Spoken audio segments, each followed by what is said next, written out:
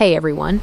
Today, we're making a delicious prawn masala. Let's get straight to the cooking, starting with our spice paste. Heat a pan with a little oil. Add fennel seeds. Now drop in your garlic, ginger, and onion. Add the tomato and a sprig of curry leaves.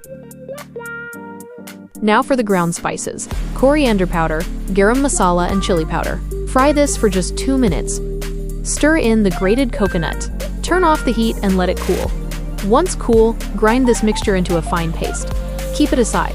In a clean pan, add oil. Add your prawns and some salt.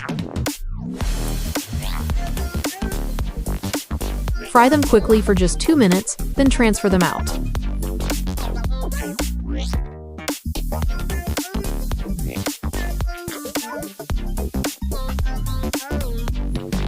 In your main pan, add oil.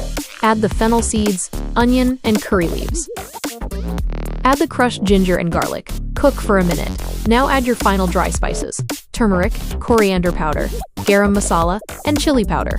Fry these spices well. Now, add the ground paste we made earlier. Mix thoroughly.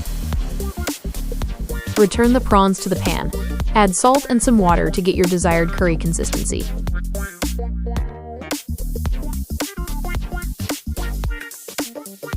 Stir it all together, cover, and let it simmer until the prawns are cooked. It's ready. Garnish with fresh curry leaves and coriander leaves. And that's our simple, spicy prawn masala. Enjoy this with rice or roti. Thanks for watching. Don't forget to like and subscribe.